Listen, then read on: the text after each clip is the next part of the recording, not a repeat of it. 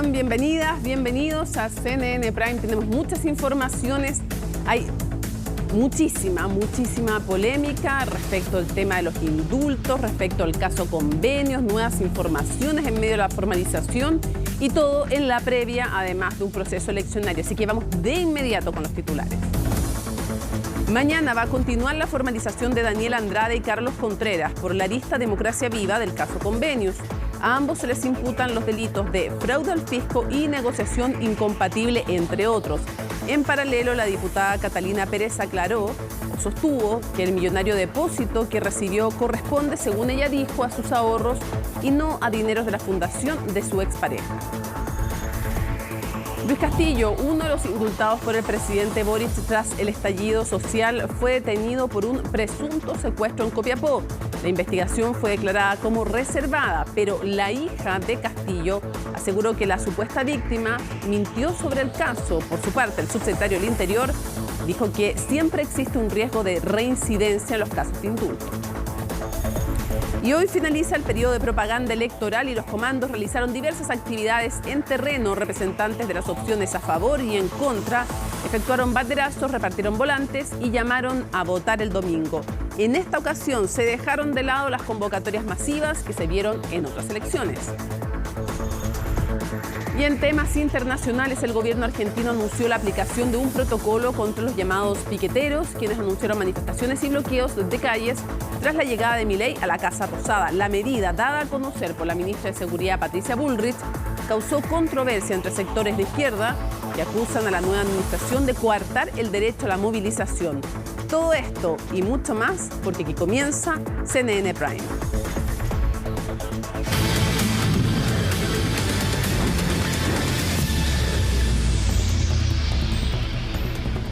Daniel Sauer decidió tomar un nuevo rumbo en la investigación del denominado caso Audios o caso Hermosilla y solicitó al Ministerio Público declarar. Así lo hizo hoy jueves en calidad de víctima en una diligencia catalogada como reservada por la Fiscalía. Colomba Eichholz nos cuenta. La expectación era alta en las dependencias de la Fiscalía Metropolitana Oriente. Y es que desde que se destapó el denominado caso Audios sobre presuntas coimas a funcionarios del Servicio de Impuestos Internos y la Comisión para el Mercado Financiero, las investigaciones que se han abierto y las diligencias que se han realizado han sido diversas. Y este jueves no fue la excepción.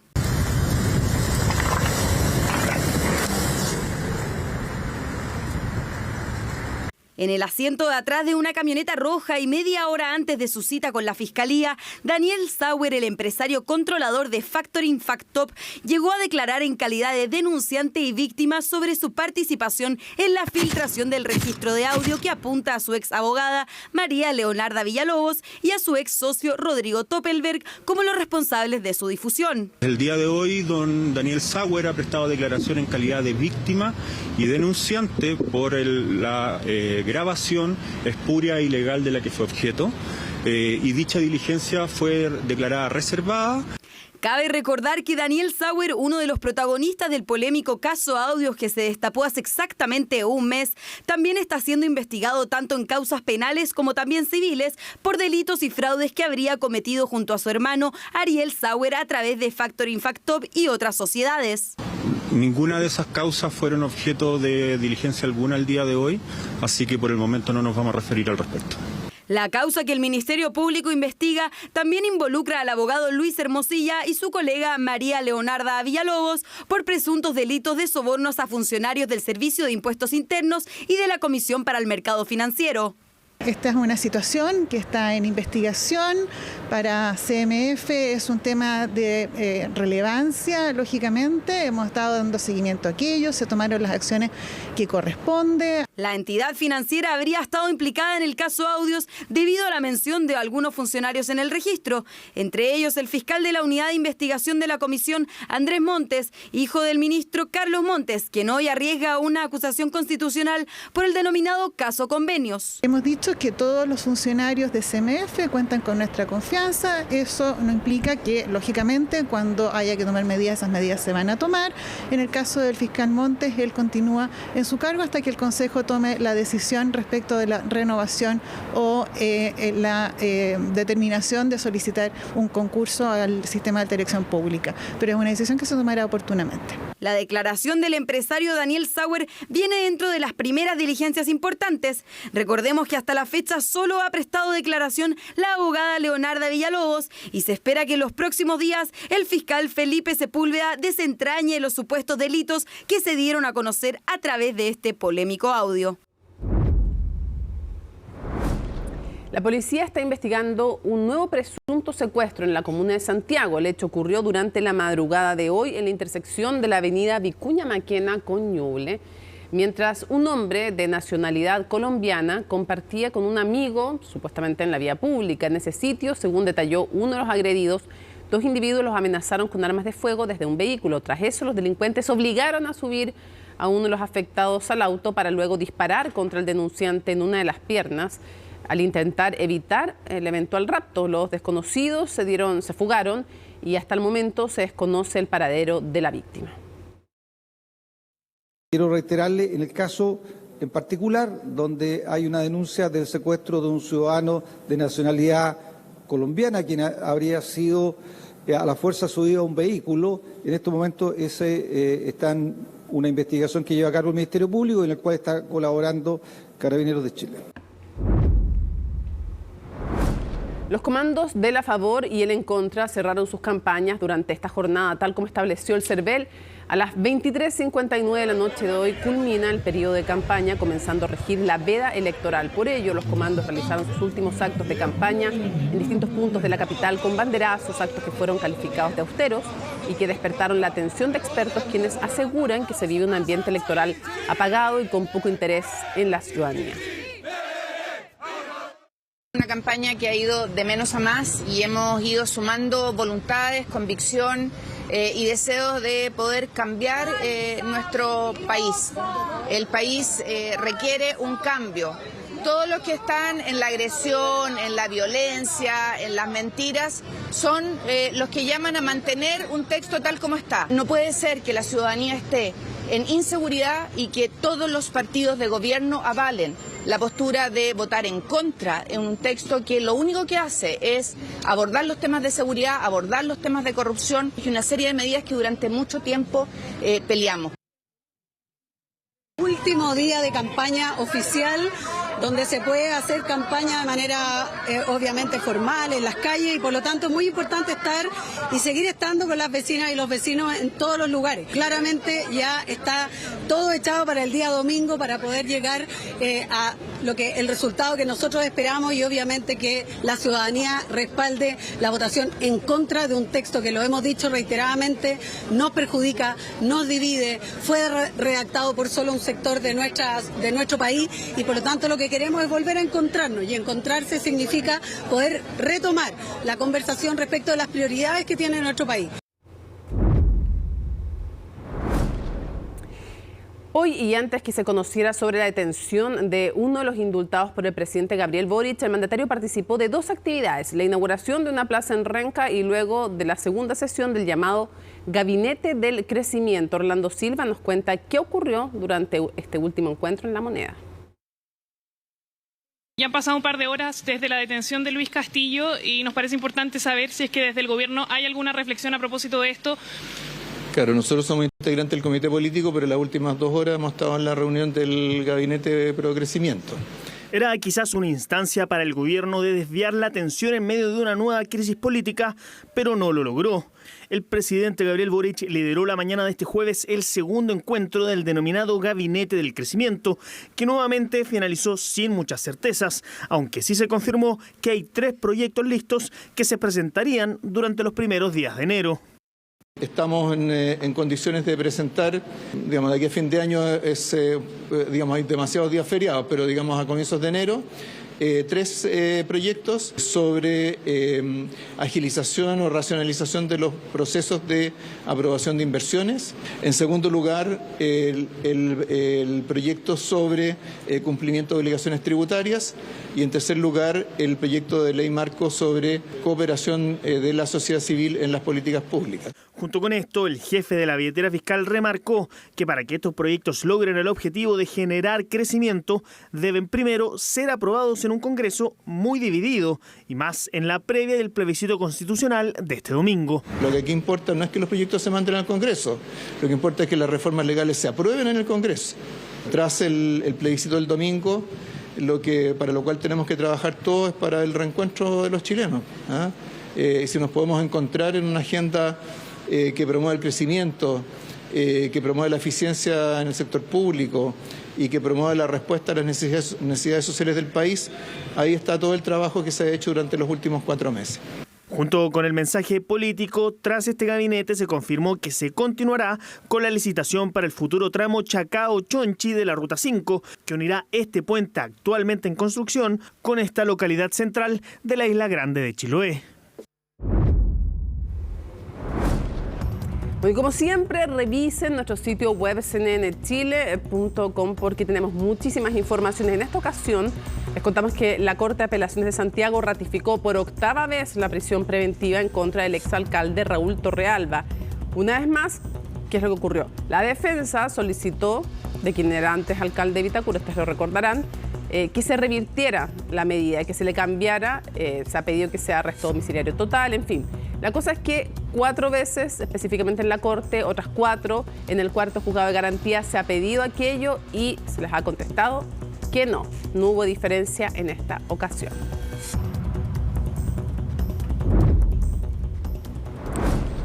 En un hecho lamentable, desconocidos incendiaron el árbol de Navidad ubicado en las afueras del metro Estación Central, luego de un control efectuado al comercio ambulante en ese sector.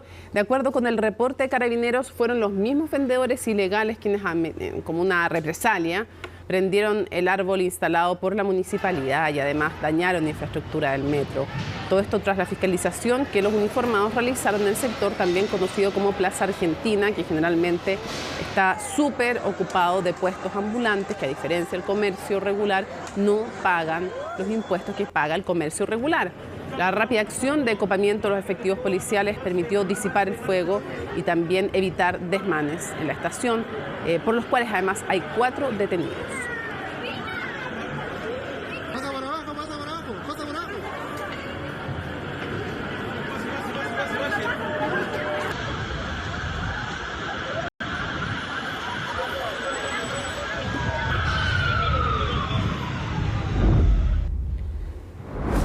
Súper lamentable, evidentemente, lo ocurrido ahí en Estación Central. Se entiende la petición que hacen los vendedores ambulantes de que se les ayude a encontrar una forma en trabajar, pero mientras eso no es así, hay una serie de externalidades asociadas al comercio ambulante. Es un comercio que no paga los impuestos que sí pagan pequeños arrendatarios de locales en el sector y por lo tanto no es una competencia igualitaria.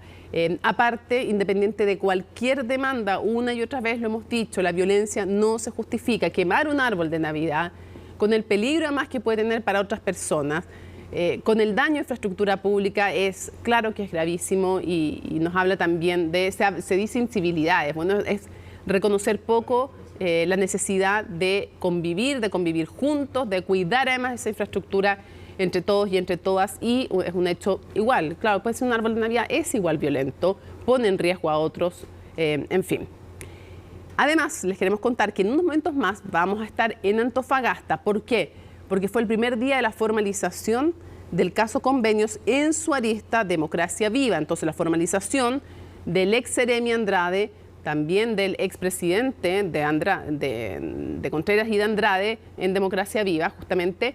Vamos a estar con aquello, vamos a estar contándole cuál es el relato que hace la Fiscalía respecto de los delitos que se les imputan a ambos, tanto a Andrade por el vínculo que él tenía como presidente de Democracia Viva y a Contreras porque era el ex Seremi y de vivienda, evidentemente, y también las vinculaciones que se hacen con otras personas, de qué manera funcionaban, cómo se les estuvieron atribuyendo y entregando los dineros, el rol de personas también. Paz Fuica aparece también como alguien relevante dentro de toda esta maquinaria, Vamos a estar contándoselos en momentos porque allí estuvo y ahí está Estefanía Bustamante porque mañana continúa aquello. Pero mientras, vamos al último capítulo de la franja electoral. Continuamos con la noticia y vamos con lo prometido. El Juzgado de Garantía de Antofagasta retomará mañana la audiencia de formalización en contra del ex seremi de Vivienda, Carlos Contreras, y del representante de Democracia Viva, Daniel Andrade. Estefanía Bustamante y la ven desde Antofagasta en vivo y en directo con toda la información. ¿Cómo estás? Buenas noches. Hola Mónica, muy buenas noches. Una jornada extensa acá en la región de Antofagasta que se va a retomar el día de mañana, porque mañana vienen las alegaciones de las medidas cautelares por parte de los abogados querellantes, los abogados defensores, que representan a Daniel Andrade y Carlos Contreras. ¿Por qué? Porque el día de hoy se han imputado 13 delitos por fraude al fisco y también se ha solicitado por parte de la Fiscalía y los distintos intervinientes en la prisión preventiva de ambos imputados entonces en esta investigación que ya está judicializada, como han adelantado desde la Fiscalía, declaraciones que vamos a revisar un poquito más adelante respecto también de cuáles son los avances, cuáles también son los antecedentes que se han puesto sobre la mesa por parte del Ministerio Público, que fue extensa esta jornada. Recordemos que primero se realiza el control de detención cuando llegan durante esta mañana hasta el Juzgado de Garantía de la región de Antofagasta bien temprano, tanto el ex seremi de Vivienda, Carlos Contreras, como también el representante de Democracia Viva, Daniel Andrade. Estuvieron por varias horas desde el mediodía. De hecho, en un principio se había pedido incluso aplazar la fecha de la formalización o incluso también suspenderla. Se alegaba, por ejemplo, de la gran cantidad de antecedentes que se habían entregado hace pocas horas, Mónica, a los abogados defensores. Recordemos que cuando el fiscal Cristian Aguilar decide separar las causas en 8 investigaciones, lo que ocurre finalmente es que se aumentan las diligencias, pero también se levanta el secreto y así se liberan algunos tomos de esta carpeta investigativa, totalizando cerca de 11.500 páginas, 12 tomos en total, que parte de ellos entonces fueron entregadas a los abogados defensores en las últimas horas. Es por eso que lo que se había planteado era precisamente suspender la formalización. Decían los abogados que era necesario revisar los antecedentes para conseguir aquello, para poder avanzar en esta investigación con todos los antecedentes en mano. Sin embargo, la jueza de garantía acogió esto de forma parcial y es por eso que se suspende la jornada del día de hoy y se va a retomar el día de mañana, entonces, donde van a hacer las alegaciones de las medidas cautelares. Ahora, bien importante también respecto a los antecedentes, los vamos a revisar también ahí en la nota. Se hizo un repaso de todo lo que ha ocurrido en los últimos meses en esta carpeta investigativa que ha estado ahí juntando toda la información la Fiscalía de Antofagasta, y parte de aquello, por ejemplo, se repasaba esta reunión de Revolución Democrática que ocurrió antes de ese 16 de junio, que era lo que se había comunicado ahí. También, por ejemplo, información que manejaba Carlos Contreras. De hecho, cuando hacemos un barrido general de lo que fue esta audiencia durante esta jornada, parte de lo que se expuso en su mayoría apuntaba al ex seremi de Vivienda, Carlos Contreras, porque parte de las declaraciones que se tomaron algunos funcionarios de los servicios dependientes del Ministerio de Vivienda acá en la región de Antofagasta apuntaban que Carlos Contreras había sobrepasado su rol como seremi de Vivienda al invitar fundaciones, entre ellas Democracia Viva, a participar de estos convenios, cuando él en su rol solamente tenía que poner la firma a convenios ya redactados. No solamente invitaba, por ejemplo, a Daniel Andrade a participar de estos convenios, sino que también lo que hacía Carlos Contreras era exceder su rol, era también poder intervenir, decía el fiscal Cristian Aguilar, quien estuvo exponiendo estos antecedentes, intervenir en la toma de decisiones que, por ejemplo, tomaba el Servio en la región de Antofagasta, que según las declaraciones que expuso el Ministerio Público, decían ahí los funcionarios, habían sido excluidos de decisiones tomadas por el ex seremi de Vivienda, quien de hecho deja su cargo a propósito de este caso Democracia Viva que se conoce ese 16 16 de junio. Al día siguiente, de hecho, presenta su salida. Hay otros datos importantes también, Mónica. Conversaciones de WhatsApp. Algo se había filtrado a través de los medios de comunicación en las últimas jornadas, pero es hoy el fiscal Cristian Aguilar quien lee textualmente algunos mensajes, como por ejemplo mensajes entre Paloma Larraín, que fue integrante del equipo de la diputada Catalina Pérez, y Carlos Contreras. Mensajes que, según lo que pudo recabar la Fiscalía, presumían que se hablaban de las fundaciones. ¿Por qué decimos presumían?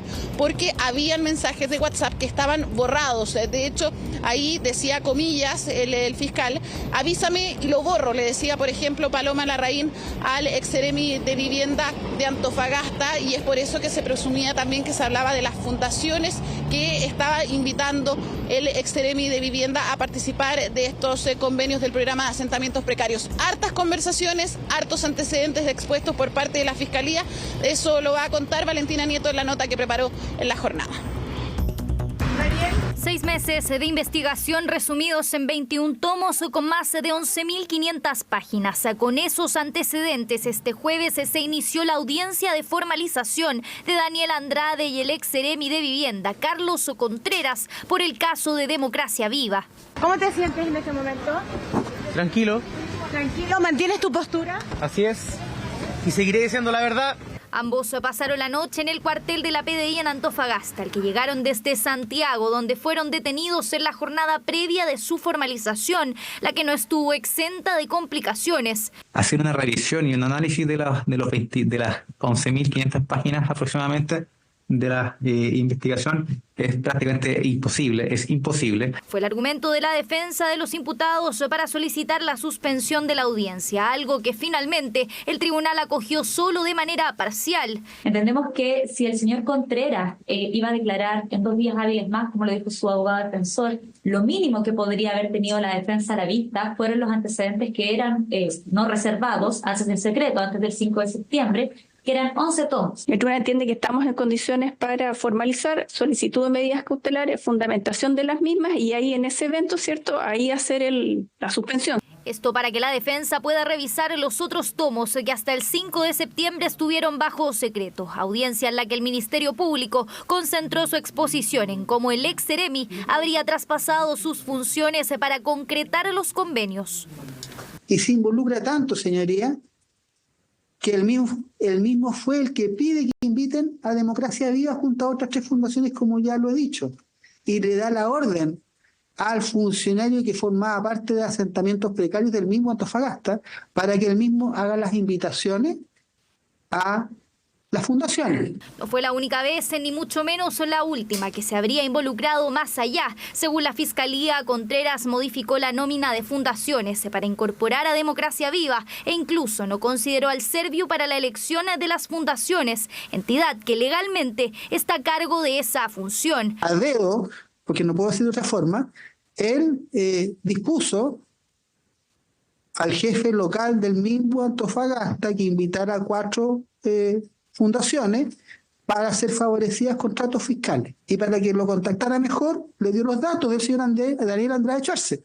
Pero no solo eso, porque además Contreras habría eliminado parte de sus conversaciones de WhatsApp, entre ellas las que mantuvo, por ejemplo, con Paloma Larraín, miembro del equipo territorial de la diputada Catalina Pérez. Aún así, se logró recuperar otras conversaciones. Carlos Contreras, hola, dime cómo vamos, estamos ready. Necesito que le diga a la directora lo siguiente: están para la firma de la directora y visto bueno jurídica. Tienen que dar luz verde y le diré firma.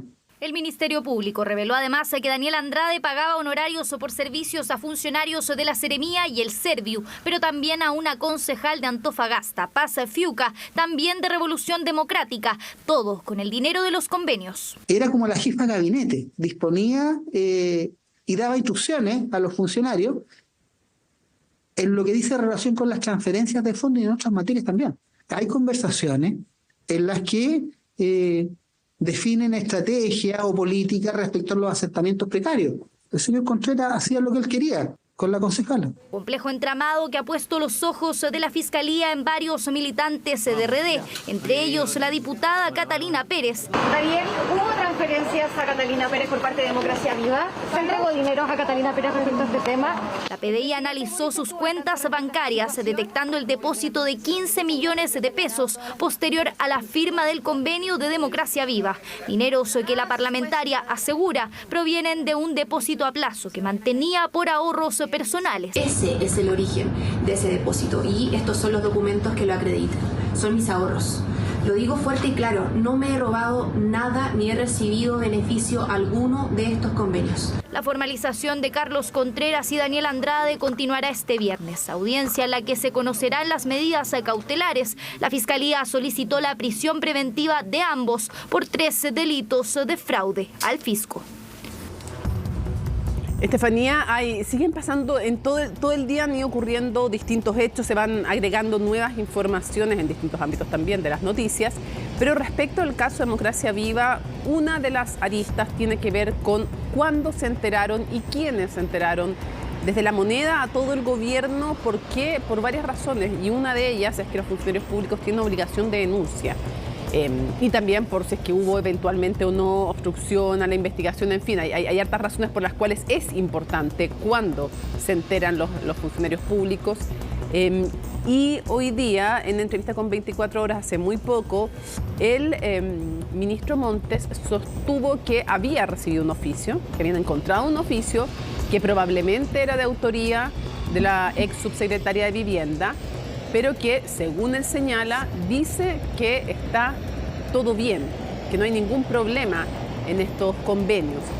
Y era algo que uno sospechaba, porque cuando ayer, muy brevemente, a Radio ADN, bueno, darle los créditos a todos los colegas y a todos los medios que corresponde, cuando ayer afuera el ministerio le dice muy brevemente a Radio ADN y después hoy día reitera, el concepto era que él no había tenido información sobre irregularidades o delitos eventuales, que no es lo mismo que decir no recibí nada de parte de la subsecretaria. Entonces ahora el siguiente paso va a ser, ok, hay un informe que dice ese informe. Sí, hay versiones cruzadas, Mónica, que ya, si antes de hecho hablábamos el día de ayer, eran diferencias entre las declaraciones, por ejemplo, semanas, meses, como en el caso de la ex subsecretaria de Vivienda, Tatiana Rojas, ahora hay diferencias en una declaración en cuestión de horas, la que tú mencionabas de Radio ADN, ahora también en la versión que entrega el ministro de Vivienda a 24 horas. Ahora, respecto de eso, también se entregaron distintos antecedentes por parte de la Fiscalía. ¿Recuerdas también que lo que hace el fiscal Cristian Aguilar es dividir las causas? Bueno, lo que está ocurriendo ahora es que, por ejemplo, en el caso de Daniel Andrade y Carlos Contreras, lo que está ocurriendo ahí es que la información se conoce, hay una audiencia de formalización, pero en el resto de las causas donde hay terceros involucrados, como por ejemplo la causa de omisión de denuncia, esta información es secreta, por lo tanto, parte de lo que nos decían desde la Fiscalía, que en el caso de Tatiana Rojas, por ejemplo, donde también ahí se han visto diferencias en las versiones iniciales que ella entregó o también lo que declaró ante la Fiscalía, es que no sabemos ahora también cuáles son los avances en esas diligencias. Sabemos que ella ahora estaría también como imputada, recordemos que ella declaró como testigo, pero cuando se habla finalmente de estas causas siguen siendo secretos, por lo tanto hay diligencias, dijeron desde la Fiscalía, pero todavía no podemos acceder finalmente a la información verídica, se mantiene el secreto de la causa. De hecho, también, Mónica, se ha hablado de esta petición que hizo el fiscal directamente a La Moneda para entregar información respecto a cuál es la versión oficial del Palacio de Gobierno. Se incluye, de hecho, ahí en la carpeta de investigación al presidente de la República, Gabriel Boric. Se le preguntaba incluso también si es que eso podía llegar a ocurrir, que la Fiscalía llegara hasta el Palacio de la Moneda, le tomara declaración al presidente de la República, y lo que decía el fiscal era que nada estaba descartado. Sí, por eso te digo que es bien compleja la situación, y todo esto entonces se da también en el contexto de una posible acusación constitucional que tiene que ver con no cumplir con los deberes de su cargo, entre otros temas. Hay que ir viendo después cuando se presente eventualmente, si es que así se hace, esta acusación constitucional. Y la pregunta es si va a ser público ese informe el ministro Montes. ¿Por qué te lo digo? Porque además, no seamos ingenuos, todo esto se da también en el contexto de que el domingo hay un plebiscito. Cuando digo no seamos ingenuos, no le estoy atribuyendo nada a la Fiscalía, estoy diciendo no seamos ingenuos en el sentido que todo esto, obvio que tiene efectos políticos. Esto, lo de Luis Castillo, lo de la ministra Toá, ha sido un pésimo día para el gobierno, y aunque sea un plebiscito sobre un texto, evidentemente que tiene efectos políticos. Y cada uno trata de presentarlo también y en su favor, evidentemente. Entonces, la pregunta es, si no tienen nada de ese informe, tal vez sería lo más razonable darlo a conocer, porque como está en la parte secreta de esa lista, no vamos a saber hasta no sé cuándo, hasta que se levante el secreto, qué decía ese informe, si realmente alertaba o no de eventuales delitos. Y lo otro, porque al final hay que empezar a hilar súper fino en lo que dicen todos los involucrados en este caso, porque uno podría hacer la siguiente reflexión también, Estefanía.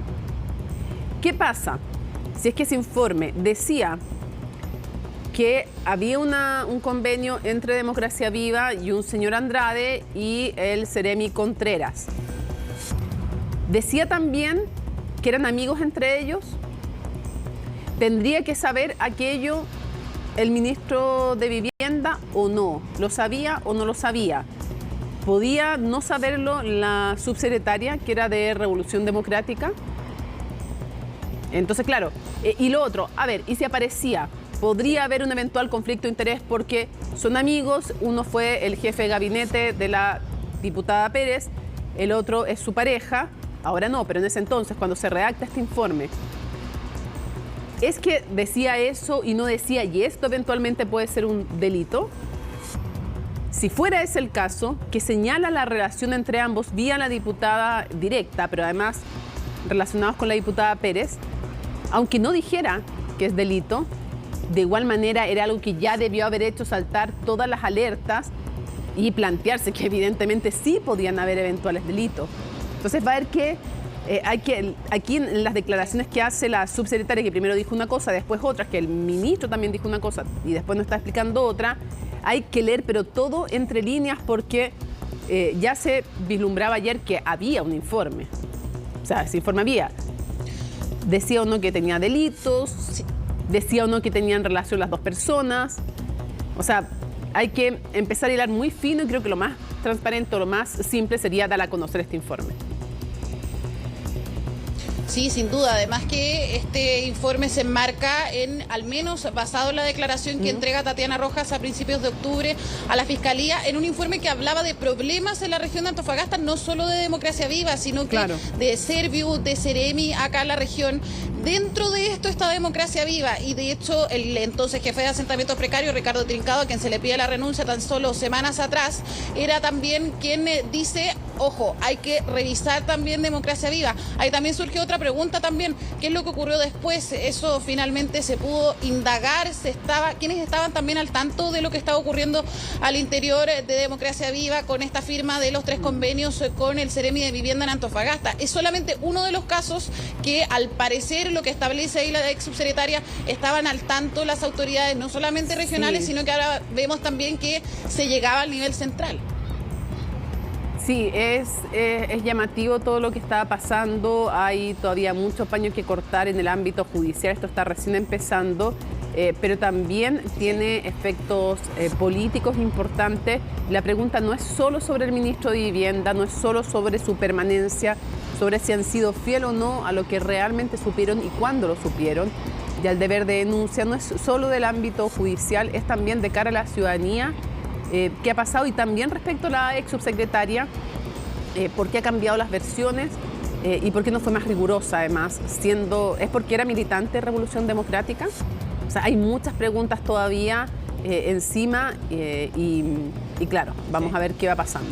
Muchas gracias, Estefanía. Gracias, Mónica. Buenas noches. Bueno, y justamente vamos a seguir en este ámbito porque la continuidad o no del ministro Montes al frente del Ministerio de Vivienda sigue en tela de juicio. El anuncio de una acusación constitucional en su contra se sumó además algunos parlamentarios a aquel anuncio y que dicen que están analizando apoyar su salida. Sin embargo, el gobierno lo sigue respaldando hasta ahora. Los detalles con Macarena Román.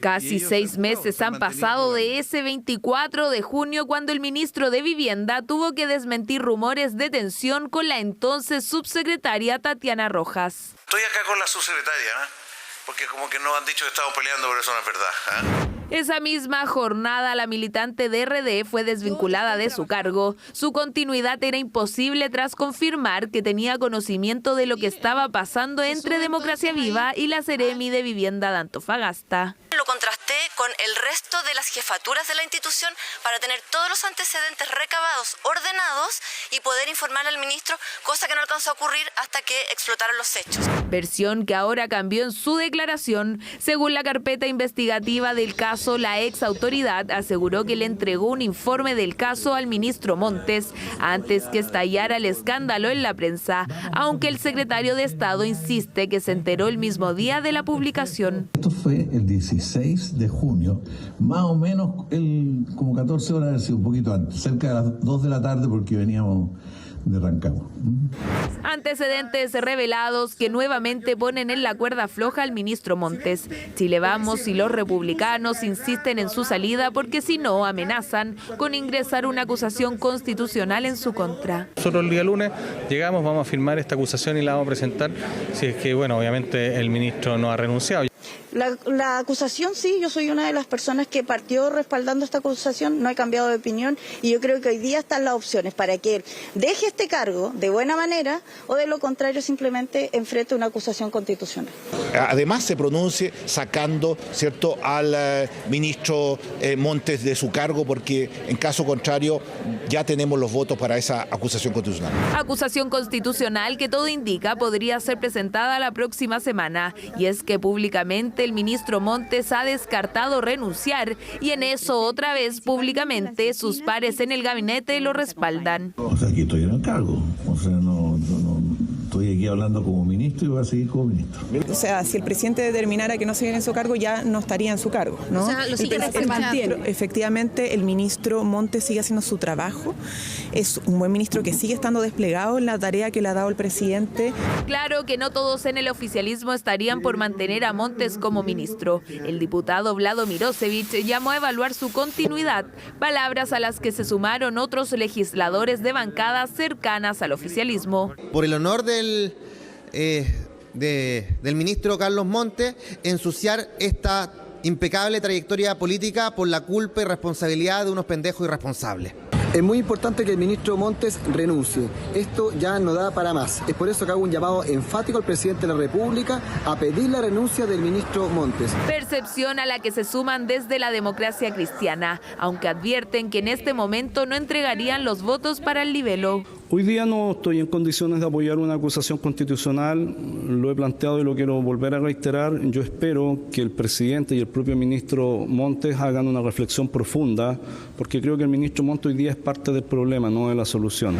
Mientras las críticas aumentan a la gestión de Montes, en el Partido Socialista siguen cuadrados detrás de su histórico militante. Durante estos meses se han sucedido los gestos al otrora senador PS, con reuniones y almuerzos, aunque internamente la colectividad estaría dispuesta a hacer la pérdida. Pero eso no debiera empañar la trayectoria del ministro Montes, que es de reconocido y transversal apoyo. Apoyo que sin duda seguirá necesitando y más aún porque la Fiscalía solicitó a la PDI averiguar cuándo se enteró de los hechos el secretario de Estado, el presidente y la ex subsecretaria Tatiana Rojas, todo por una eventual omisión de denuncia.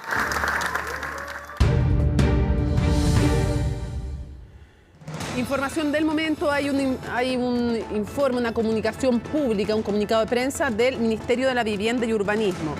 Dice así: frente a la filtración de la declaración de la ex subsecretaria de Vivienda y Urbanismo, Tatiana Rojas, señalamos y reafirmamos lo siguiente. Primero, que no existe informe alguno de la ex subsecretaria que alertara de las irregularidades, conflictos de interés o delitos, tal y como lo señaló el ministro de Vivienda y Urbanismo hoy desde la región de la Araucanía. Que lo que sí existe es una minuta de una página que adjuntamos describiendo una situación de normalidad en Antofagasta. Tercero, que el contenido de dicha minuta desmiente los trascendidos, especulaciones o interpretaciones antojadizas y malintencionadas y confirma lo que siempre se ha señalado, que el ministro Carlos Montes no tuvo conocimiento, de potenciales situaciones de irregularidades, conflictos de interés o delitos en relación con los convenios suscritos con Democracia Viva en la región de Antofagasta. A ver, vamos a mostrarles justamente esa minuta. La tenemos, también la estoy abriendo yo aquí, para poder, a ver si podemos ver la minuta justamente la que está hablando el ministerio. Es una minuta, a ver si la podemos reflejar en pantalla, que dice lo siguiente: situación general de convenios del programa Asentamientos Precarios. Perdonen la informalidad, pero lo estamos leyendo en este minuto, apenas tenemos acceso. Estefanía Bustamante nos entregó esta declaración pública y además les vamos a mostrar, yo por mientras comienzo a leerles lo que dice esta minuta de una página. No podemos leerla entera, estamos haciendo el análisis en vivo porque nos acaba de llegar, pero dice lo siguiente. Está fechada el 8 de junio del 2023, dice situación general, ahí la están viendo ustedes, es lo que estoy leyendo textual. Situación general de convenios del programa Asentamientos Precarios con fundaciones sin fines de lucro en la región de Antofagasta. Dice, entre las gestiones realizadas por el Seremi de Vivienda en la región de Antofagasta, una vez que asumen 2022, se cuentan 3 acciones relevantes para el caso. Solicitud de una auditoría interna al programa Asentamientos Precarios, la gestión para diversificar las fundaciones con las que se estaban llevando a cabo los convenios del programa Asentamientos Precarios y la redacción de un procedimiento local para mayor transparencia. 1. El resultado del informe de auditoría fue emitido el 14 de abril de 2023 y está en estudio por parte de las autoridades regionales para implementar las medidas y mejoras necesarias. 2. Diversificación de 3 fundaciones que se encontraban operando en la región. Se pasó a trabajar con 10, de las cuales 9 están vigentes y actualmente ejecutan 74 convenios, de los cuales solo 3 están firmados con Democracia Viva. Para ello se convocó a diversas fundaciones, lo que fue validado por diversas unidades del servicio regional. El resumen está el resumen. Después 3, en base al procedimiento de gestión de transferencias y rendiciones del programa Campamentos del Servio, y ahí hay una serie de formalidades, dice que establece criterios más estrictos. Comentarios. Desde el programa Asentamientos Precarios no se interviene en la selección de fundaciones con las que trabajan las regiones.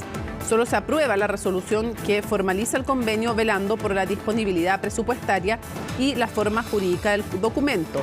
El proceso de convocatoria y selección son regionales. Cabe mencionar que en una vista general, el procedimiento realizado por el Seremi de la región de Antofagasta se ajusta a la forma en que se han estado llevando a cabo los procesos de aprobación de los convenios a nivel nacional desde el año 2019.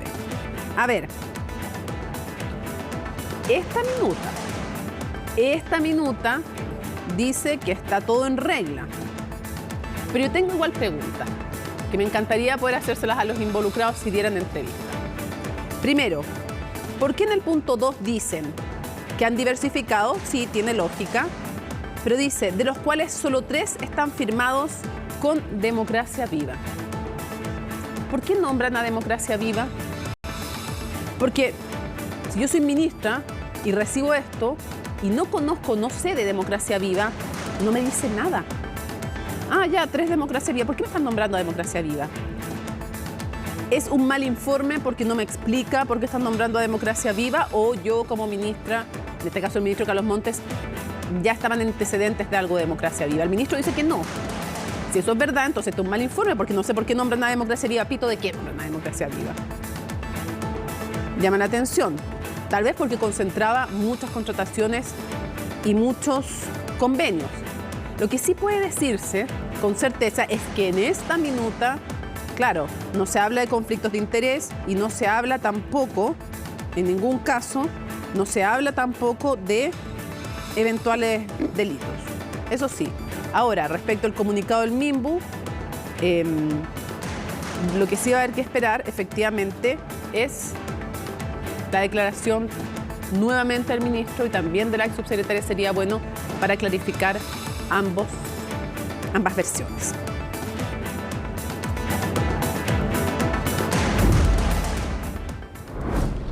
Bueno, por su participación en un presunto secuestro, en otra de las grandes noticias de la jornada, fue detenido Luis Castillo. ¿Quién es Luis Castillo?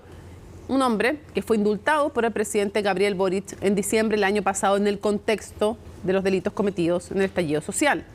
El Ministerio Público maneja dos versiones sobre este hecho que quedaron al descubierto en la ciudad de Copiapó. Luis Castillo, además, es un hombre que tenía un largo prontuario policial y por eso, además, cuando se conoció su extenso previo prontuario al estallido, es que surgió más aún la polémica. ¿Sabía o no el presidente de la República aquello? Es algo que seguimos sin tener claro los ciudadanos y las ciudadanas. De ello nos cuenta Belén Saldías.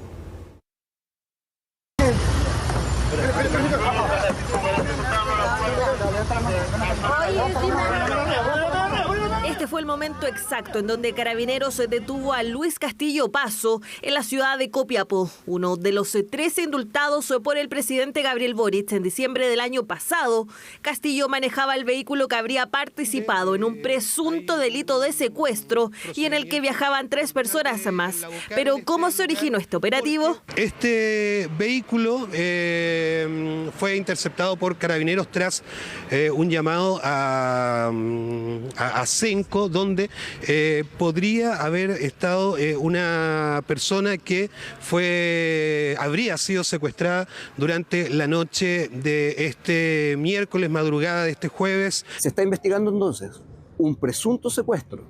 Hay 4 detenidos y hay una víctima. Y esa es toda la información que vamos a entregar, porque queremos ser responsables hasta tener claridad acerca de la forma de ocurrencia de los hechos y respecto a la participación de las y los imputados. Investigación reservada, por lo que no se quiso ni confirmar ni descartar la identidad de Castillo, pese a que medios locales y nacionales, además de los propios registros difundidos, lo confirman. Un hecho que se tomó con cautela desde el comienzo. Lo hizo también el gobierno, quien anunció querella solo en caso de confirmarse los hechos denunciados. En la medida que el gobierno tenga más antecedentes que permitan calificar el delito de un secuestro, por supuesto, nos vamos a querellar como lo hacemos en aquellos delitos graves, como los delitos de secuestro, que producen conmoción pública. Si es que en este delito hubiese participado una persona indultada, lo consideramos aún más grave y por lo tanto más aún se justifica la querella. Castillo fue indultado luego de ser condenado a 4 años de presidio en su grado máximo por los delitos de desórdenes y robo en lugar no habitado, ocurrido en noviembre del 2019 en Copiapó. Sin embargo, antes de eso ya contaba con un variado prontuario policial, condenas por hurto simple frustrado, lesiones menos graves, robo con violencia y robo por sorpresa, algo que no le impidió en su momento solicitar el indulto presidencial. Una publicación del medio Exante reveló la carta que Luis Castillo envió al presidente Boric para solicitar el indulto. Dijo que solo ejerció su divino derecho a la rebelión popular. Y es que Castillo apuntaba a su última detención, que ocurrió en pleno desarrollo del estallido social, un discurso que volvió a repetir justamente cuando se le otorgó la libertad, gracias al indulto. A que salgan de las trincheras, que sigan luchando, hermano, no bajen los brazos, manténganse firmes. A todos mis hermanos que siguen presos, que no claudiquen, hermano, que mantengan las condiciones intactas. Porque donde exista miseria va a haber rebelión, donde exista desigualdad va a haber insurrección, porque los insurrectos no los calmamos. Polémicos indultos que fueron incluso llevados al Tribunal Constitucional en su momento y que ahora vuelven a reabrir el debate sobre si fue correcto o no que el presidente los otorgara. El presidente indultó delincuentes a pesar de que él dijo que estos jóvenes o esta gente no eran delincuentes, son delincuentes, y esto revela que estamos frente a un gobierno que coquetea permanentemente con la delincuencia. Creo que está claro que Luis Castillo era un delincuente, que si bien haya sido indultado, que esto es una facultad presidencial y que se hayan cumplido los requisitos que tiene el indulto, pero en caso absoluto esto puede ser algo que se le pueda achacar al presidente de la República. Este es un hecho gravísimo y da muestra de que el gobierno se equivocó rotundamente con esos indultos, teniendo la información y siendo advertido por el Parlamento. Acá es el gobierno el que tiene que asumir las consecuencias de sus actos. Advertencias que realizaron incluso desde Gendarmería, ya que apuntaban a que con todos los antecedentes de Castillo a la mano, no era acreedora a la gracia de indulto, sumado a que presentaba un riesgo muy alto de reincidencia, determinado por aspectos como su historia delictual, sus actitudes procriminal y su patrón antisocial. Si el presidente hubiese tenido estos antecedentes a la vista, ¿no habría indultado a todas esas personas? A ver, efectivamente, si el presidente hubiera tenido todos los elementos a la vista, la situación hubiese sido distinta. Reconocimiento que se dio en su momento por parte del Ejecutivo. Volviendo al presente, el presunto secuestro en el que estaría involucrado Castillo no ha sido esclarecido del todo, y así lo confirmó el Ministerio Público. Tenemos 2 versiones, la de la víctima y tenemos la versión de los imputados. la Fiscalía, de modo responsable, continúa junto a Carabineros de Chile y sus unidades especiales realizando intensas diligencias con el objeto de tener la mayor cantidad de información posible y hacer una persecución penal responsable en su caso. Una de las versiones que se manejarían sería el invento del delito por parte del presunto secuestrado tras haber participado de una fiesta junto a todos los ocupantes del vehículo, tal y como aseguró la hija de Castillo a 24 horas, cuestión que deberá ser investigada y esclarecida.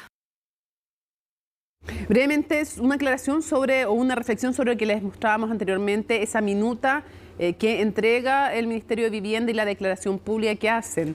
No hay, desde fuentes del Ministerio de Vivienda y también conversando con otras personas involucradas en el caso, no hay registro de si esa es una minuta o el informe o el resumen al que hace alusión en su declaración la ex subsecretaria. No sabemos si ese es.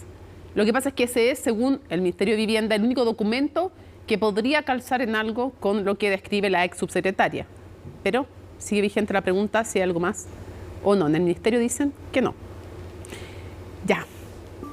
Miren con quién estamos. ¿Cómo estás? ¿Cómo estás? ¿Todo bien y tú? Bien, José. He venido desde el estudio virtual, desde el universo de CNN Tiempo. Siempre lo tenemos en CNN Tiempo, lejos. José Miguel Mardones lo tenemos ahí. ¿Pero qué trajiste? Te quiero presentar la nueva herramienta de trabajo del equipo de CNN Tiempo que nos va a acompañar durante todo el verano. Se trata de nuestra cámara térmica, una herramienta que permite medir la concentración de calor y la temperatura en diferentes superficies y espacios, Mónica. Salimos a la calle, estuvimos en el centro de nuestra ciudad, en el corazón de Chile. Vamos a hacer otros ejercicios más adelante. Mira, ahí tenemos algunas imágenes de lo que estuvimos grabando.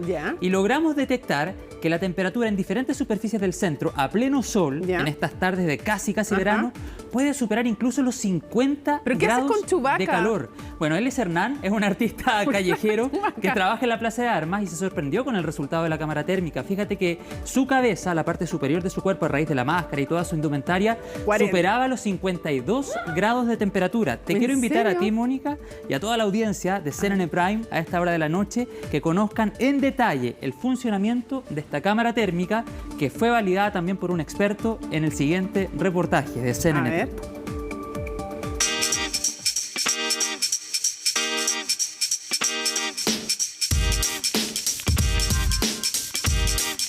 Me echo harto bloqueador, tomo harto líquido. Pienso que próximamente el calor va a subir de 40 a 42 grados, no menos. Y depende de si va a estar muy caliente o no, prefiero no salir.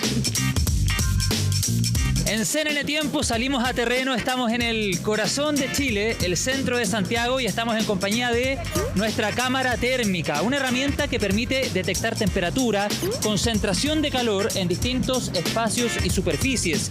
Y esta cámara nos va a acompañar durante los próximos meses.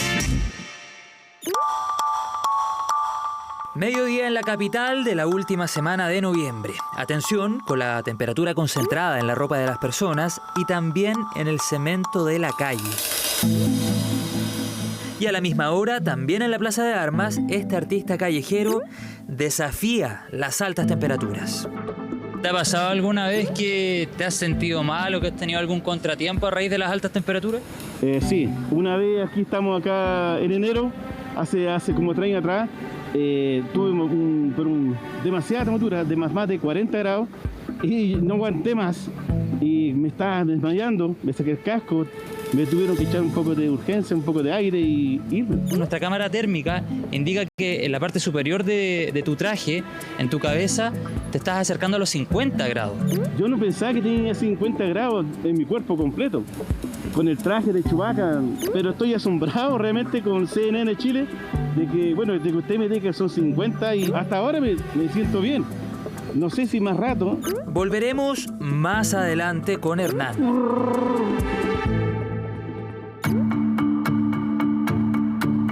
Seguimos en la Plaza de Armas y en un esfuerzo de espontaneidad y producción nos encontramos con un amigo de la casa, el meteorólogo, académico e investigador del CR2 de la Universidad de Chile, Roberto Rondanelli.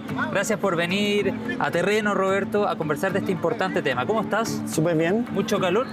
Un poquito, sí.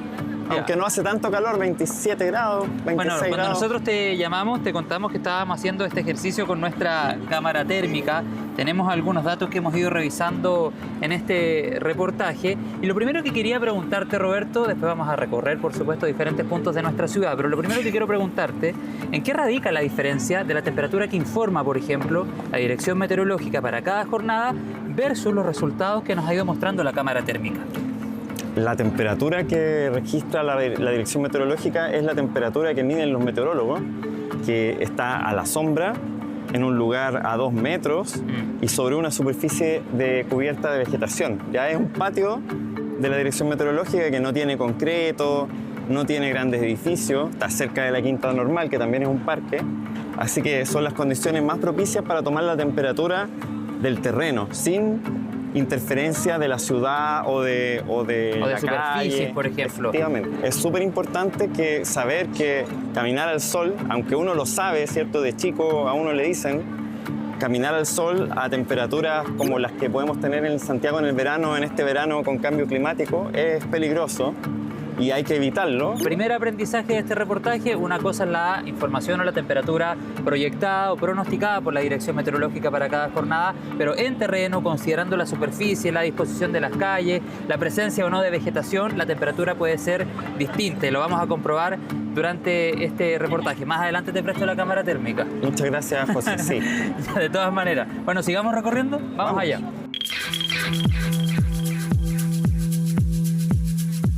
Y en otro punto, la Plaza de la Constitución, graficamos cómo la vegetación hace la diferencia. Seguimos en el centro de la ciudad, nos hemos ido hidratando a medida avanza este ejercicio en las calles de Santiago y estamos en la Plaza de la Constitución porque queremos precisamente graficar la diferencia entre el cemento por donde transitan ciudadanos y ciudadanas y el pasto. En el cemento, más de 40 grados a esta hora, siendo la 1:42 de la tarde. Y en el pasto, entre 18 a 20 o un poquito más de 20, lo que claramente nos habla de la importancia de la vegetación en las ciudades para demostrar cómo bajan estos espacios la temperatura. A medida que el sol sube, aumenta la temperatura. Fíjense en la siguiente evolución. El primer ejercicio fue realizado a las 13:40 horas. La cámara en el cemento registra una temperatura de hasta 47,6 grados. En cambio, en el pasto, a centímetros, de 22. A las 15 horas, el cemento alcanzó un pic de 51 grados. Y en el pasto, el panorama es muy diferente. 26 grados. El tercer ejercicio a las 5:30 de la tarde. El piso bajó su temperatura hasta los 48 grados y el pasto se mantuvo en 26.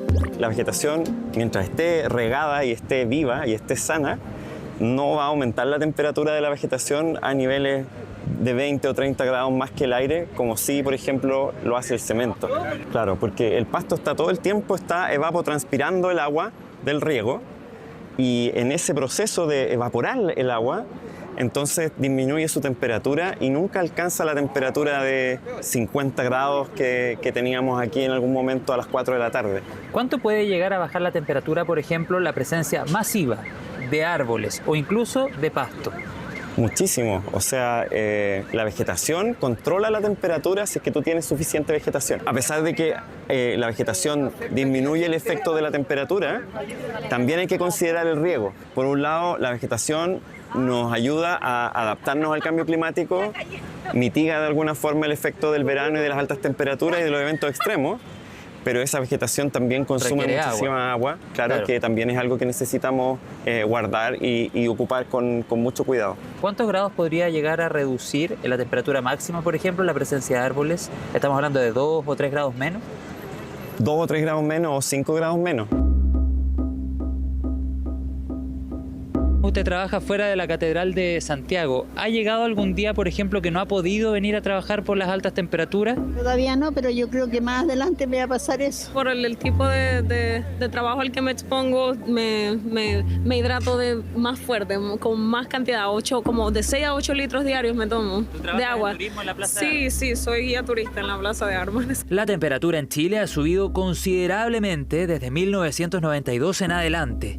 De hecho, el verano anterior superó récords en diferentes territorios del país, como Chillán, que durante una jornada de enero de 2023 superó los 42 grados. Bueno, llegamos al Paseo Banderas en todo este recorrido que hemos estado haciendo por el centro de Santiago junto a Roberto Rondanelli. Y ya hemos visto parte de los antecedentes que nos ha entregado la cámara térmica, pero yo te había dicho al inicio del reportaje que te la iba a prestar. Así es que hago entrega ahí para que un meteorólogo, un experto, nos pueda ir contando sobre los datos que aporta, particularmente relacionados o vinculados al piso en el Paseo Bandera, Roberto. Sí. En este caso podemos hacer un buen experimento porque se trata de un piso que tiene el mismo material, ¿sí?, pero distintos colores. Entonces, por ejemplo, nos podemos enfocar en este color claro de acá. Y en es el azul, digamos. No, estoy mirando más bien ese verde claro de ahí, claro. Y tenemos, por ejemplo, en esa franja tenemos cerca de 45 grados. Y en la de acá, Roberto, si nos enfocamos en la franja oscura, tenemos 54 grados. O sea, imagínate el cambio en cosa de centímetros y precisamente a raíz del color con el que está pintado el piso. Y de hecho, Roberto, habíamos hecho también fuera de micrófono el ejercicio al tacto. ¿Se nota la diferencia? Claro, el tacto es súper...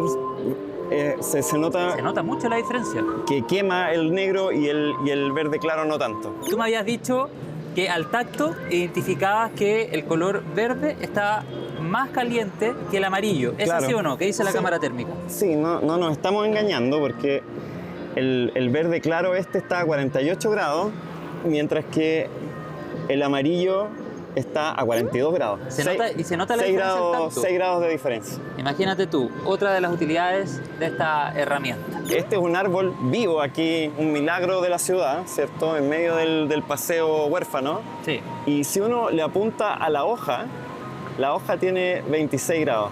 Es decir, esta superficie que está viva, esta superficie natural, tiene una temperatura mucho menor a cualquiera de las otras superficies que hemos visto. Lo que habíamos hablado anteriormente, claro. Claro, y esto es porque la planta está naturalmente evaporando agua y se está enfriando. Y si uno mira, por ejemplo, este palito que está ahí como de soporte nomás, ese palo de soporte tiene 35 grados. Ese es el palo al que hacía referencia Roberto. Sin embargo, el árbol en sí está a una temperatura más baja. Muchísimo menor. Entonces, si uno se imagina una copa grande, un árbol con una copa grande, el ambiente que genera ese árbol es ese ambiente de 26 grados que es parecido a la temperatura que realmente tiene el aire. Claro que sí. Y el ejercicio a 1 metro, 1,5 metros de distancia. Claro, y estamos aquí en este panel artificial, ¿cierto? Con un fierro. Negro, además. Negro, y aquí tenemos 41 grados. Imagínate la diferencia, más de 10 grados de diferencia a pocos centímetros de distancia. Exacto. Y en otro ejercicio medimos la evolución en el piso del Paseo Banderas. Los colores oscuros concentran la mayor temperatura. A las 2 de la tarde, a pleno sol, el piso marcó 42 grados. A las 15:30 horas, más de 51. Y a las 17:45 superó los 53 grados. Volvemos a la Plaza de Armas. Si este era el panorama a mediodía, pasado las 2 o las 3 de la tarde, la temperatura subió considerablemente. Tanto así que Hernán, el artista callejero que conocimos hace algunos minutos, no fue capaz de seguir con la máscara que lo acompañaba. Esta vez estás de Hernán, no de Chewbacca. ¿Por qué? Llegó un momento en que no resististe la máscara, digamos. No, la verdad es que honestamente no.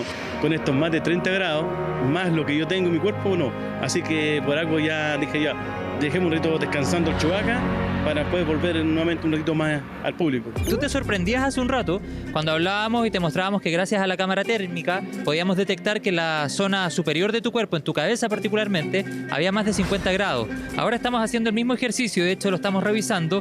Gracias a que te quitaste la máscara bajó a 30, 31, una baja considerable que claramente se manifiesta, me imagino yo, en el bienestar que debe estar sintiendo tu cuerpo ahora, ¿no?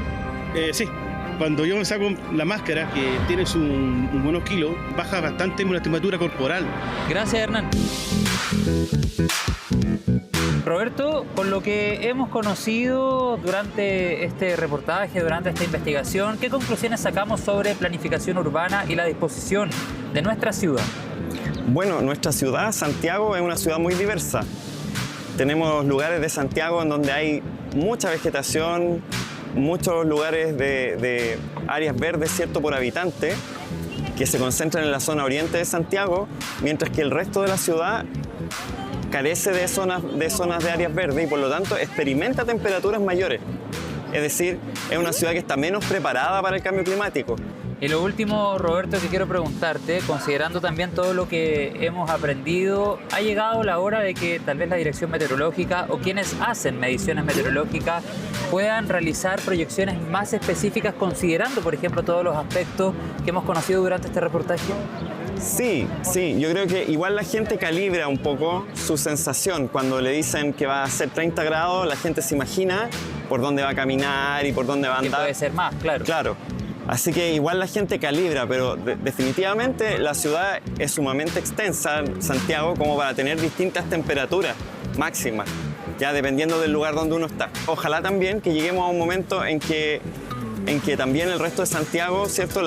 Fuera de la zona oriente, tenga también acceso a estas áreas verdes que nos permitan aguantar el calor de mejor manera durante el verano. Te quiero agradecer, Roberto, esta conversación. Cerramos esta primera experiencia de CNN Tiempo con nuestra cámara térmica. Este reportaje lo grabé con polera negra, que a esta hora marca unos 34 a 35 grados. Me la voy a cambiar por otro color, por otra polera, y vamos a notar rápidamente la diferencia. Sigo en el mismo lugar y en cosa de segundos mi polera azul marca entre 29, 30 a 31 grados. En muy poco tiempo reduje 3 a 4 grados la temperatura. Otro dato a considerar para cerrar este reportaje. Muchas gracias y nos vemos en la próxima. Bueno, y estamos de vuelta, Mónica, luego de este ejercicio en el centro de la ciudad con la cámara térmica. ¿Qué te pareció el reportaje? Buenísimo el reportaje y todos los que intervienen, saludos a Hernán Chubaca. Sí. Sacrificadísimo. Sacrificadísimo. Sí, ¿Y quieres que te mida la temperatura en vivo? ¿Lo hacemos o no lo hacemos? A ver si nos puede seguir con la cámara nuestra compañera Carla Durán. Mira, ahí tenemos a Mónica. Ya. A esta hora, la temperatura mayor, Mónica, se concentra en la parte superior de tu cuerpo. Obvio. 30 grados a 32 grados en tu cabeza. Estoy pensando. Y hacia los hombros, 27, 28 grados. Mira, ¿qué te parece? La medición precisa de nuestra cámara térmica, la nueva herramienta de CNN Tiempo. ¿Y tú? ¿Me quieres medir? Ya. Dale. A ver. Vamos a hacerlo. Querías jugar con nuestra herramienta, o más bien probar esta Obvio. herramienta de trabajo. ¿En cuánto estamos? ¿Cabeza? Tu cabeza, 30. Ya. Ya. 30. Sí. ¿Y ahí. Tu cuerpo? Los hombros.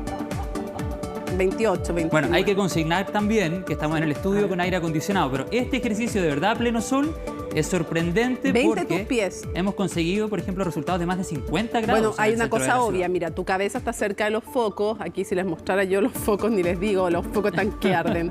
Mira, cuando enfoco los focos, suena rarísimo. Resulta que ahí hay como, es que me voy a quedar jugando todo el noticiero con esto.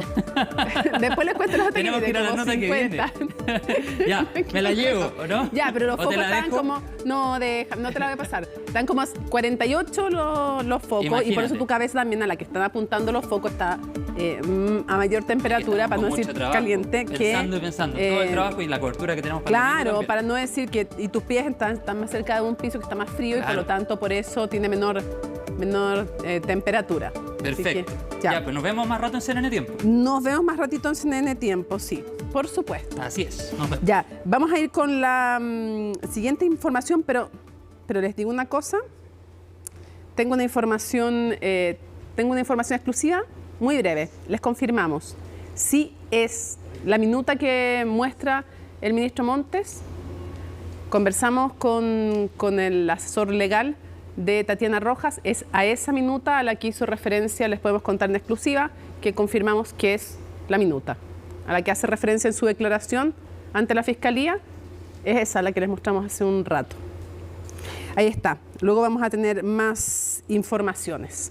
Pero vamos a otras materias, luego les vamos a explicar un poquito más de lo que estamos hablando, porque escuchen bien, más de 100 expositores nacionales, 40 internacionales, que van a dar vida ¿a qué? A una nueva versión de Congreso Futuro, un evento además que es el de más importante que hay en Chile, algunos dicen que en Sudamérica, de hecho, de divulgación científica, y de eso nos va a contar Camila Guía. Pensador, ¿cuáles son los desafíos para el 2024 sobre la inteligencia artificial? Los desafíos para el 2024 son diversos y cambiantes, pero el mayor reto es mantener nuestra humanidad en un mundo cada vez más tecnológico y globalizado. Quien responde es El pensador del futuro, una adaptación de la obra de Auguste Rodin, la que es capaz de hablar con los ciudadanos mediante la inteligencia artificial. La literatura es una forma de explorar la condición humana, de expresar emociones y de transmitir conocimiento. Hicimos esta obra para que la inteligencia artificial todos podamos entenderla, para que esté al alcance de todos, para que no le tengamos miedo. Y creo que esta es una buena manera de explicar un poco cuáles son los alcances de la inteligencia artificial. Esta obra refleja el espíritu de la 13ª versión de Congreso Futuro 2024. Hace 12 años, Congreso Futuro comenzó una misión: llevar a todo el país una conversación científica y social con las mentes más interesantes de nuestro planeta.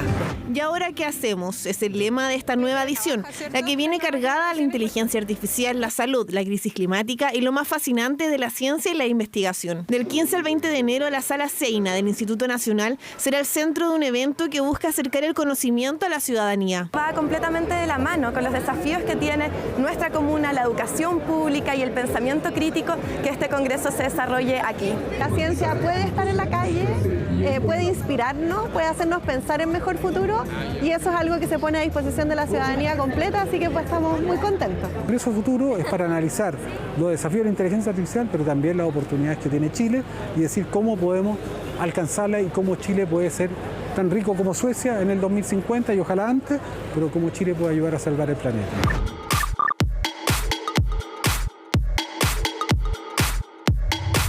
Yo utilizo la genómica como una herramienta para comprender procesos de adaptación al ambiente, diferenciación entre las poblaciones, conocer procesos históricos y saber también cómo las especies van a responder hacia el futuro, por ejemplo, al cambio climático. Entonces yo trabajo con aves y mamíferos desde el desierto hasta Antártica. Juliana Viana, investigadora principal del Núcleo Milenio Lili, es parte de los más de 100 expositores y expositoras nacionales que estarán en esta versión. Su presentación aborda la genómica poblacional y adaptativa de animales. Claudia López expondrá sobre el rol de la inteligencia artificial en las instituciones. Esto en medio de que la encuesta nacional sobre inteligencia artificial arrojara que el 45% de los entrevistados considera que esta tecnología representa una amenaza para la vida cotidiana. Entender mejor cómo se está usando la inteligencia artificial en los aparatos públicos en Latinoamérica. A pesar de que la gente en general pareciera tenerle un poco de susto a la inteligencia artificial, cuando uno habla de casos específicos, uno escucha bastante confianza en que va a funcionar bien y eventualmente va a mejorar los procesos del Estado. José Miguel Rubio hablará de optimización de procesos humanos a través del análisis de la naturaleza con inteligencia artificial. Y Mauricio Isaacs expondrá sobre las posibilidades del amoníaco verde como vector de energía.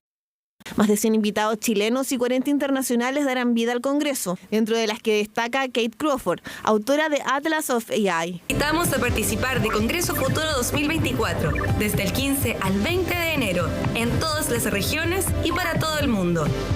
Experiencias inmersivas, talleres futuristas y Congreso Futuro en todas las regiones del país son otros de los atractivos de un evento completamente gratuito y que ya tiene disponibles sus entradas en Punto Ticket. Versión 2024 que también podrás seguir en completa cobertura de CNN Futuro a través de la pantalla de nuestro canal y todas nuestras plataformas digitales. Todo con el fin de responder a la pregunta de ¿y ahora qué hacemos? Estamos listas para revisar la información internacional junto a Jacinta Molina. ¿Cómo estás? Buenas noches. Muy bien, Mónica. ¿Cómo estás tú? Buenas noches. Bien, crucemos la cordillera. Sí, obvio. Estamos muy pendientes desde hace una semana de lo que está pasando en Argentina y las primeras medidas que se han ido conociendo del gobierno del nuevo presidente Javier Milei. Si a comienzos de semana conocíamos las medidas en el ámbito económico, ahora hemos conocido las que tienen relación con el tema de la seguridad en voz de la ministra de esa cartera, Patricia Bullrich, pero relacionadas específicamente con un plan que presenta el gobierno de Milei, un nuevo protocolo contra las manifestaciones, aquellas manifestaciones que en periodos anteriores han bloqueado, por ejemplo, las calles. Bueno, eso es lo que dice el nuevo gobierno argentino que busca combatir. Decía Patricia Bullrich, en la vereda sí, en la calle no. Es un nuevo protocolo que se anuncia el día de hoy y que contempla, lo mencionaba Bullrich, el uso de 4 fuerzas de seguridad que dependen de ese ministerio. Además, hablaba ella de usar la fuerza de manera proporcional a la resistencia, crear un registro de sindicatos que puedan instigar a estas movilizaciones, mencionaba Bullrich, y además también de que sean los gremios, los sindicatos que convoquen a este tipo de movilizaciones los que paguen los costos del operativo de seguridad. Tenemos declaraciones de Patricia Bullrich anunciando este plan. Escuchémoslas y luego comentamos sobre todo también lo que han sido las reacciones. Y por instrucción del presidente de la Nación, el Ministerio de Seguridad resuelve: 1. Que las 4 fuerzas federales más el Servicio Penitenciario Federal que se ha unido a este ministerio van a intervenir frente a cortes, piquetes o bloqueos, sean parciales o totales. Las fuerzas emplearán la mínima fuerza necesaria y suficiente y será graduada en proporción a la resistencia. Serán identificados los autores, cómplices e instigadores de este tipo de delito. Parte de los anuncios el día de hoy que ya generan reacciones porque los gremios también han criticado esta propuesta y vale recordar que ella, cuando fue ministra de Seguridad anteriormente bajo la gestión de Macri, intentó un plan similar, pero esto nunca se concretó. En la entrevista que le hicimos en exclusiva en CNN Chile, para la segunda vuelta, ella adelantó que estas eran algunas de las medidas que creía que iban a tomar y de hecho le preguntamos sobre los piqueteros y ella dijo incluso que si era necesario quitar personalidad jurídica a quienes se manifestaran violentamente, lo iba a hacer, lo debería hacer el gobierno que viniera. Y dijo también que incluso crear nuevos tipos penales. Sí.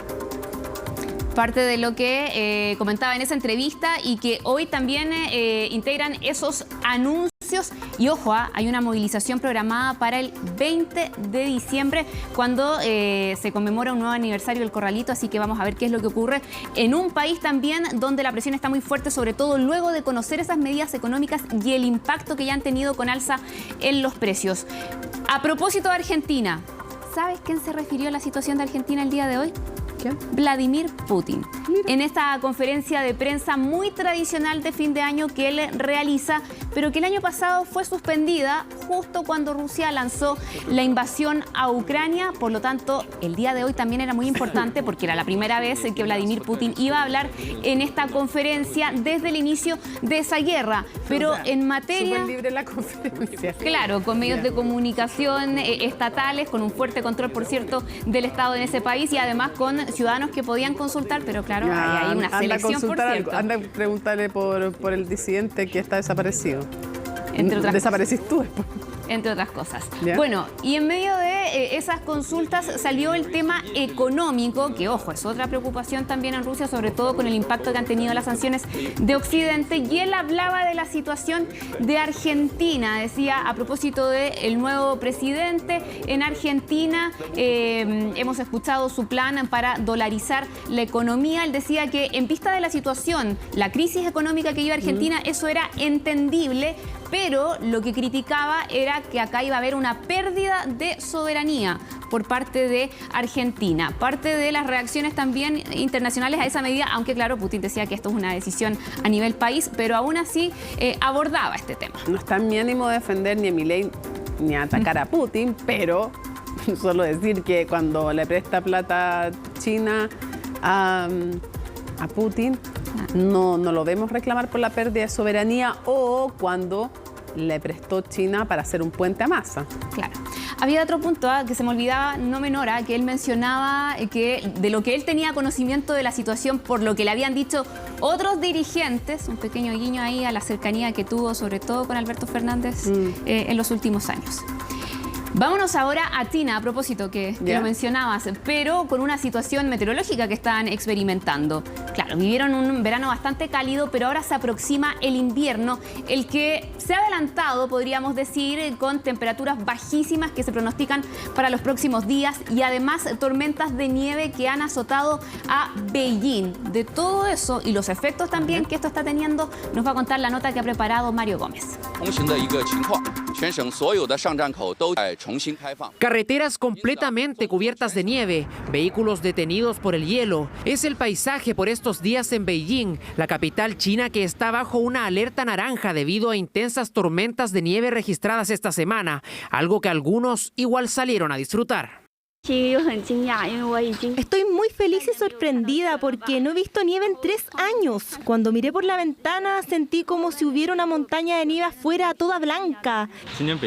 La nieve hoy en Beijing llegó bastante temprano. Normalmente no nieva hasta el festival de primavera. Es muy divertido cuando nieva, estoy de buen humor. A pocos días de la llegada oficial del invierno en China, el gigante asiático ya estaría enfrentando su diciembre más frío en años, según los expertos.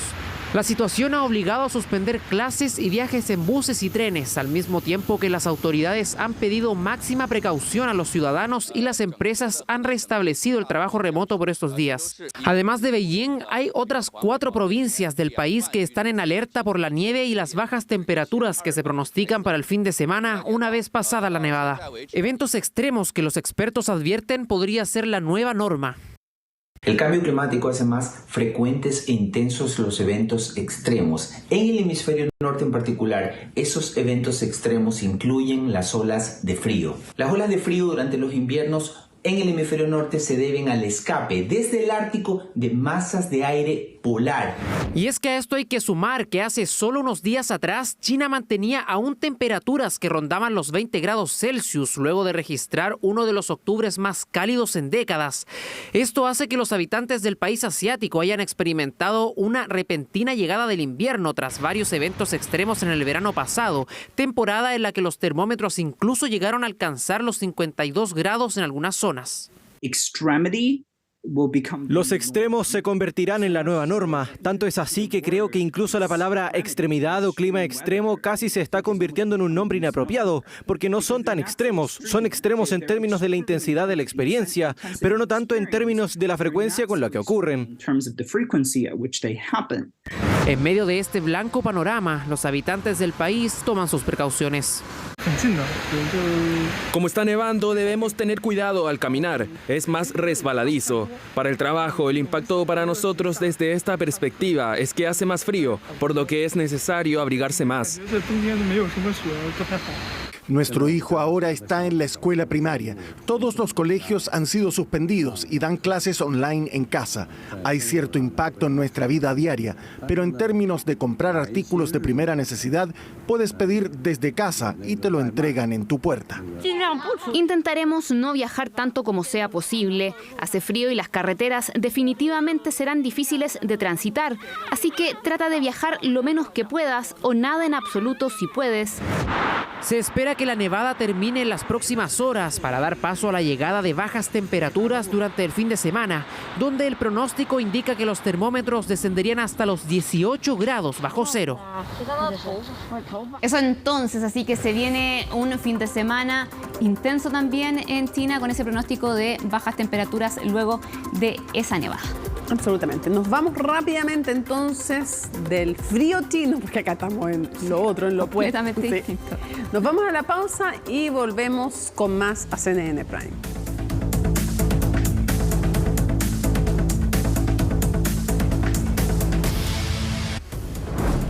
Termina CNN Prime, viene CNN Tiempo y como cada jueves, es jueves de CNN Íntimo, Matilde Burgos va a estar con el actor Rodrigo Bastías. Hay mucho que recorrer, recordar y conversar con él, así es que no se lo pierdan, viene de inmediato. Jueves 14 de diciembre, así estuvo nuestro país y el mundo. Somos CNN Chile. Buenas noches.